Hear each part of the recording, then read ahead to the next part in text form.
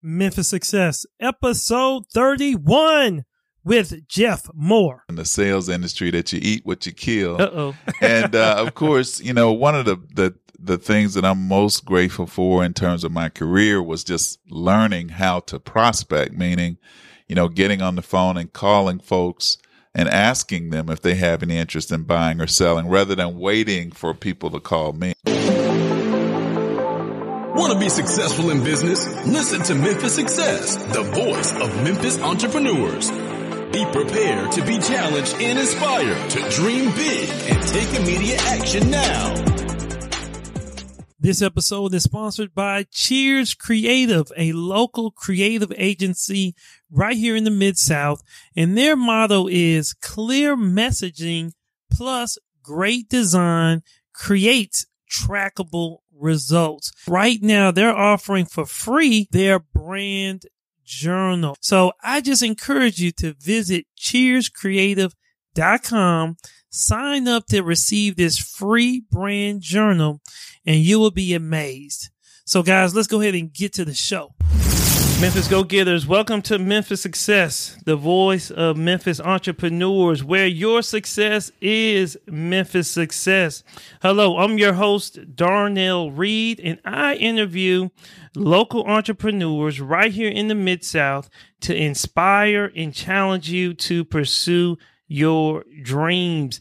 Today, I'm excited to have Jeff Moore, a senior commercial real estate broker right here in the Mid-South. Now, guys, let me just give you a little background about Jeff. Since 1980s, Jeff has specialized in the sale of apartment buildings and duplexes. He has been an investor in Shelby County income properties since 1979, and he has hundreds of successfully closed transactions involving apartment buildings and duplexes. He has extensive experience in completing tax-deferred exchanges.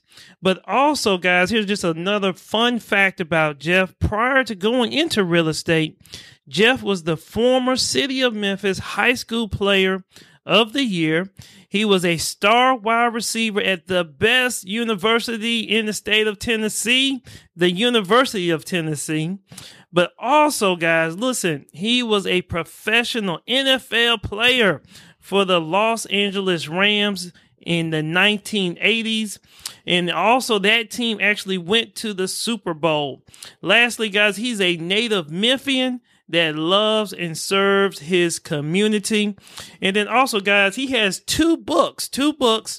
One's called Increase Your Income and Wealth Buying Apartment Buildings. And then secondly, Realistic Strategies for Real Estate Investing. I've known Jeff for the past 6 years. He's always just been very enthusiastic about real estate. He's been just very open to share his information and knowledge that he has about real estate. So I'm just so thrilled to have him on our show today. So Jeff, how are you doing? Doing great, man. Thanks. Well, hey, once again, thank you for being on the show. Look, I know you are a native Memphian. So what is the first thing that just comes to your mind when you just think about Memphis, business, and investing? Well, the first thing comes to mind is opportunity, growth, and diversity. I'm excited about the things I'm seeing in our city. I think it's a gold mine of opportunity for people who are interested in real estate investing.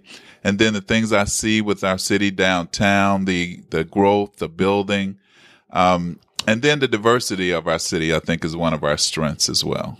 Yeah, I think there's a lot of activities that's going on in Memphis with a lot of the growth that we're starting to see with, you know, the downtown activities and and also just the diversity. I think that is one of our strengths as a community, and we just need to continue to leverage that strength that we have. So, look, I just gave a brief introduction about you, Jeff. If you can, when you're out networking and you meet people for the first time and they say, hey, what do you do? How do you normally explain it to them?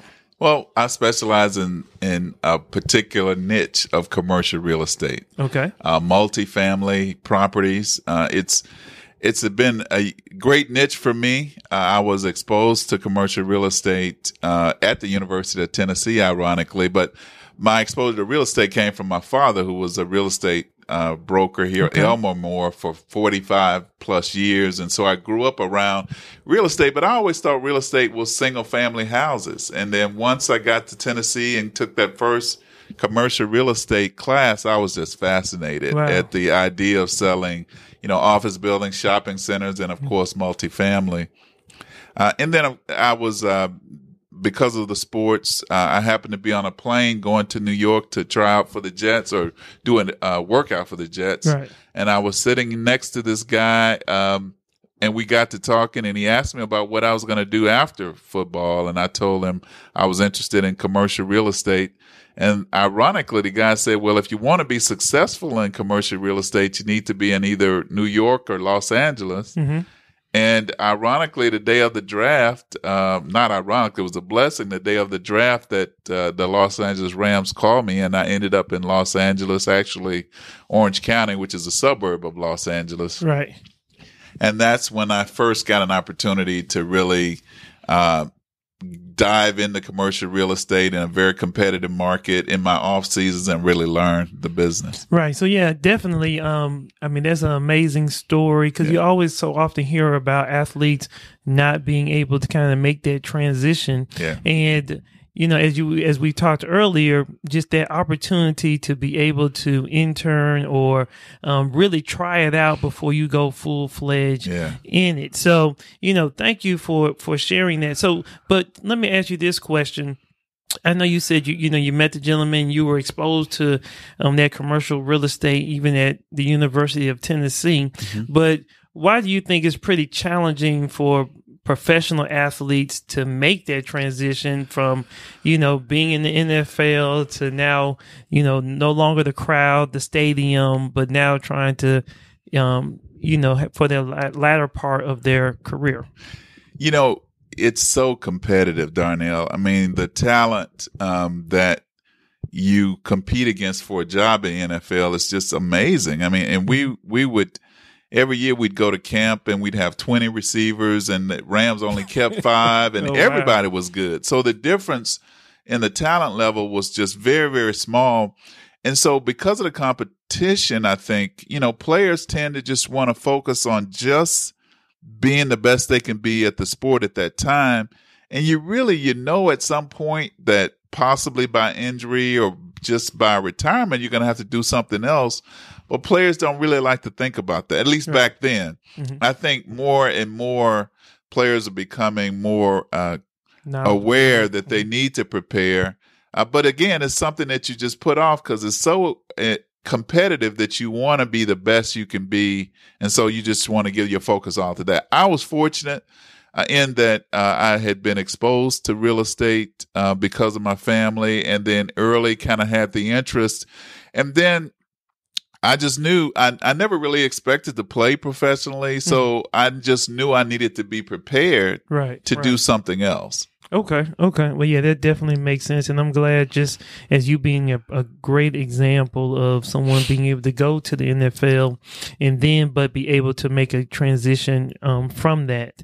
So let me ask you this. You briefly touched on this, but a lot of times you hear this old saying, pick a niche and get rich.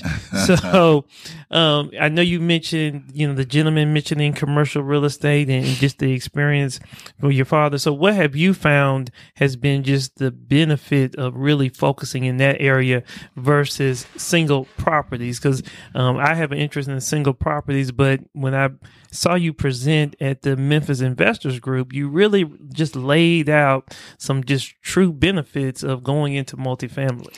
Well, first of all, in terms of just specializing in multifamily, I was fortunate. When I was learning the business for the first time in Southern California, I was exposed to shopping centers and land and office buildings. And the first deal I ever closed was some fourplexes. And I just enjoyed that process. I liked the way the transaction went about and the way we went about in terms of analyzing the properties and so forth. And then I decided that I would just want to specialize in multifamily because commercial is so diverse. You have people that lease, you have people that sell. There's so many different property types. And I just felt like if I just focused on one particular area, that I would just become an expert in that area, and that would make all the difference, and it has. Okay. But I don't know necessarily that single family. And when you compare single family and multifamily, they're different. I can't say that one is necessarily better than the other, Right. Because I have I've come across people who love single family and will only do single family, and I come across people who love duplexes and then multifamily, and they don't want single family. So the differences are just distinct, and it just depends on what people are comfortable with. But one of the things that people like about multifamily is the fact that you do have a number of your tenants or clients or customers in one place. Right. You've got one building, one roof. And so when it comes to maintenance and when it comes to dealing with tenants, instead of you having to go to, if you're dealing with 10 tenants, for example, you don't have to go to 10 different locations, Right, drive deal around with 10 different roofs and so forth. You go to one place, everybody's there, and you deal with maintaining that property. People like that. There is some, I think, economies of scale from just having all of that in one place. Mm-hmm. And then, of course, if you have a building and you're dealing with multiple tenants, sometimes the financing is a little bit better as you go up the scale. Oh, okay. Let's say you're talking about a $700,000 or $800,000 or $900,000 investment. Well, if that's a single family, the number of tenants that can rent that size investment is going to be limited. The amount of rent you can charge is going to be limited. But if you've got a $700,000 or $800,000 apartment building, you're typically talking about 16 to 30 tenants, right, and a rental rate that's reasonable that people can afford. And then when you decide you want to raise rents, you're talking a $20 or $25 or $50 increase times 10 or 15 people versus, and so those types of numbers just make it more economical for people who like multifamily. Yeah, I think one point that you brought up during the presentation that obviously hit me was when you're in a single family and then that one renter leaves, right, then the income immediately stops. Exactly. Where in a multifamily, as you mentioned, you could have one, tenant leave, but you still have other tenants there that can still, cover the mortgage payment or whatnot. So yeah, there's definitely, tremendous benefits in the multifamily, but obviously a lot of times a higher investment. Exactly. And higher investment. But just in a lot of the books that I've read from a real estate, they always talk about that progression of probably initially, starting with a single family or a duplex to eventually move up into an apartment complex. It reminds me of that game Monopoly. Yes. Right. You get so many houses and then you can get an apartment building. And so let me ask you this. When trying to evaluate a building, because I've tried to look at several, in your opinion, what advice would you give to those who are interested in how do you maybe some 2 or 3 key points that they may need to consider when evaluating a property? Well, I think one of the couple of things come to mind. Certainly the location of the building is important. I always suggest that people, when they're approaching or considering any kind of building, that they first of all get out and look at a variety of properties so they get a feel for what neighborhoods, what building types appeal to them, and then get a feel for what rental rates are. And then when you see a property that's available for sale that you're considering, you want to look at, what are the ways that I can improve this property and improve its performance? Because the value of a multifamily property is always going to be tied to the income that it generates. Okay. And if there's an opportunity to increase the income, maybe over time by improving the appearance or by just raising the rents because they're on the market, we see a lot of times in Memphis in particular, because we have a lot of properties that have been owned by the same individuals or families for a long period of time. The rents are under market. And so an investor can come in and buy a property at a reasonable price where the rents are under market, and then over time get those rents increase. It increases the value of the property and then increases the income so that they can retire the debt on that property faster if they choose to. Okay. Well, yeah, that definitely makes sense. So let me ask you this. in any investments, right? We've talked about a lot about the benefits and the cash, but what are some of maybe the risks or pitfalls that someone may need to really consider? Well, a couple of things there come to mind immediately. One is just being undercapitalized. You need to always have some reserve because there's always the potential that a tenant could move or something can happen in terms of maintenance, a broken pipe or something, an unexpected expense. So you need to have some money. You want to have some money. You want to have some reserve. You've got your dollars that you're going to need to acquire the property, but, always have a reserve. And then secondly, it's important to really evaluate as best you can the tenants that are there and the tenants that you're going to be attracting, because the most important component of your building is the people living there. Right.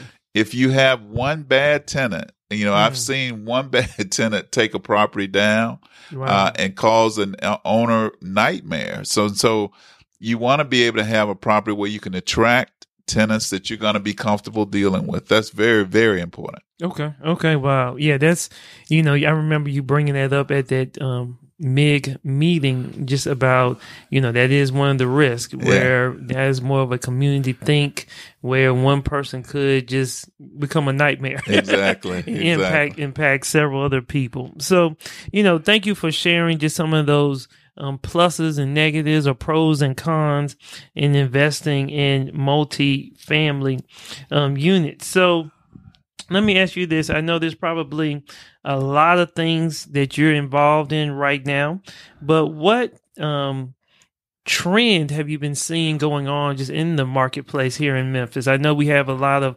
out-of-state investors coming in and bidding up and buying properties, but are there any other trends and things that you're seeing here in Memphis? Well, one thing that's great that I'm seeing is more lenders are being open to and interested in lending on multifamily properties, and that's always a plus. And being aggressive in terms of the properties that they will consider. I still see a lot of opportunities where rents are on the market, right, and where an investor can get in and manage a property and methodically get the rents up to market and increase the value. I see more more native Memphians buying buildings, which is a plus, because, one of the main reasons that people buy multifamily in the first place, or really invest in real estate, but particularly multifamily, is to have income for when they retire, a long-term perspective. And so, I love seeing people who are really thinking in terms, okay, I'm starting to see retirement down the road. What are going to be some other alternatives for me income wise once I'm done? And so I see people that are getting into the business because of that reason. Okay. Well, yeah, that's definitely interesting. As I was joking with a friend of mine, I feel like I'm on the other side of the mountain now. So, definitely trying to plan for, when my wife and I are ready to retire and just making sure that we have the cash flow coming in there you go. to support our retirement. So, look, I was saying, I know you have a lot going on now and very busy, but what's that one thing, that you're just most excited about in your business right now? Well, I think just the opportunity to continue to grow, to start to do some more acquisition and development. I think there's a huge opportunity to actually build and develop multifamily here in Shelby County as well. And again, I think the fact that the lenders are getting more keyed in on multifamily and enjoying and understanding, it just creates more opportunity for investors. And so, just continuing to build it up. I mean, I think the activity is strong, and we're going to continue to make opportunities available for people. Okay, awesome. Well, that is great. And then one last thing before we shift into our lightning round. I know previously we talked about a lot of times I truly believe, real estate, being a real estate broker is one of the truest, purest entrepreneurs, because I think a lot of times people get confused and thinking, hey, you can just put up a sign and people will call you. But I know there has to be a lot of just really going out there and making it happen for yourself. So if you can you just talk more about, I guess, the business side, the entrepreneurial spirit that you have to have as a real estate broker? Yeah, we have this saying, I guess, in the sales industry that you eat what you kill. Uh-oh. And of course, one of the things that I'm most grateful for in terms of my career was just learning how to prospect, meaning, getting on the phone and calling folks and asking them if they have any interest in buying or selling rather than waiting for people to call me. And it's one of the biggest things that I think impacted my career and continues to impact my career is the fact that there's so many opportunities out there if you just get on the phone and call rather than waiting for the business to come to you. Right. And so prospecting is critical. Understanding that, yes, you have flexibility because you're an entrepreneur, you make your own schedule and what have you. I'm fortunate in that myself and my wife are both full-time in real estate, and so we understand the business and we're able to understand there's time to work hard, and then you get an opportunity to play hard in the business as well. But I think, the most important thing is really being, first of all, working at your craft, understanding that you got to have consistent training. We believe very strongly in motivational training, listening to motivational speakers, going out and getting, even though I feel like I'm very experienced in terms of prospecting, I still get coached on prospecting. Okay. Wow. Because, I think you can always improve and you always want to be growing as an entrepreneur and as an individual. Right. So you always want to, I guess, sharpen the saw, as they say. Absolutely. So that's great. Thank you for just sharing that, because I think a lot of times people forget to do that, and just how critical and important it is to continue to sharpen your skills. I mean, like you say, you've been doing this since the 80s, and now you're still, looking to improve yourself. So, Jeff, I call this our lightning round of questions that I would like to just ask you, and you can get as in depth as you like or as short as you like. Okay. But what is the best advice you have ever received? Wow. I think, gosh, I've gotten so much advice over the years. But I think one of the things that really I remember and always believed is that if someone is having success doing something, then that means I can too. And success leaves clues. That's something I got from Tony Robbins. And so if you study what that person is doing and you use a lot of those same steps, you can have success as well. And that translates in the industry, what have you. But I would say success leaves clues. I love that. Success leaves clues. That's awesome. Yeah. So I know you mentioned earlier that you sharpen your saw and you reinvest in yourself. So what do you read, watch, or listen to that keeps you inspired and motivated? Well, Tony Robbins definitely is one of the speakers that I first learned went to see when I was in Southern California when he was getting started. So that was over 30 years ago. And I still listen to Tony. It's very inspirational. Mike Ferry is a real estate trainer that teaches on prospecting. Okay. That is really good. I would say those are two of my primary business trainers that I listen to that are always inspiring to me. Right. And then, my gospel, my spiritual background is definitely a source of strength and inspiration as well. Awesome. Yes, Jeff and I are members of Golden Gate Cathedral with Bishop Stevens. Yeah. So let me ask you this, just to step back, because I remember on, I think, Facebook or something, you posted something where you guys went to the Tony Robinson event. Yeah. So can you talk about walking, I guess, over the coals or the fire? Yeah, so we're firewalkers, man. Man, it was an incredible experience. And when Tony goes all day, we're at this a seminar for 10 hours. And then it's approaching midnight. And he's been hinting the whole time that, yeah, we're going to walk on fire, you know, at the end of the day and so forth. And so, you know, at the end of him going all out for 10 hours, no breaks, you know, you have to break if you need to drink water. But he said, and so he says, you know, roll up your pants leg and take your socks off. And so we're walking out with this herd of couple thousand people towards this parking lot. You know, I'm walking around, I'm thinking that has to be a gimmick, you know, and I'm waiting. You heard about it. right. You didn't think folks were really doing it. Yeah, I'm thinking it's some kind of gimmick. And man, we get out to the parking lot and they, in fact, are raking hot coals. Ooh. And so, you know, he and essentially he tells you how to prepare, you know, and it's all about focusing on exactly what you're doing. And then, you know, and then people are in line. And when your turn comes, you walk. And you're focused on saying, I can't remember what we were saying, but it had to do with just something that would keep us focused on walking. And you know, over a period of time, you walk for several feet over these coals and it's done. And it was an amazing experience. And I was tickled because I noticed over this past summer that some folks were injured because they were walking over the coals trying to take selfies.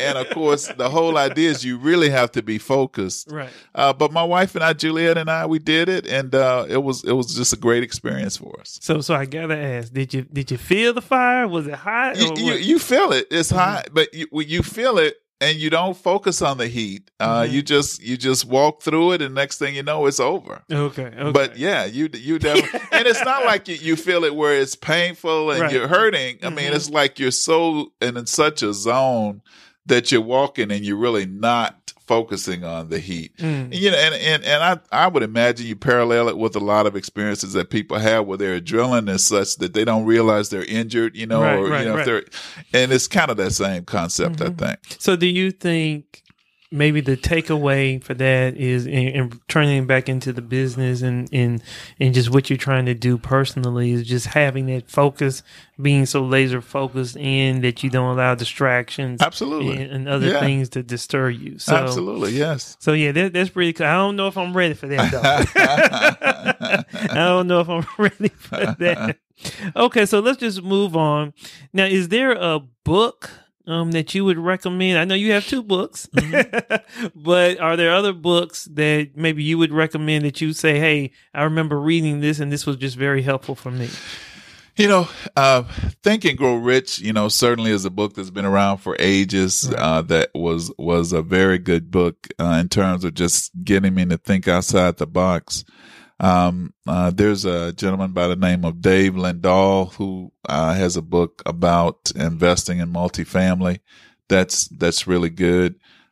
Wayne Dyer, who is now deceased, but was a very positive guy that just talked about the importance of having a positive attitude.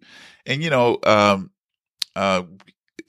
inspirational speakers like Zig Ziglar and Wayne Dyer over the years have really helped me to understand how important it is that you control your attitude. And sometimes when you don't feel like being positive and excited, you go there first. And sometimes you have to just make yourself or act as if you're enthusiastic.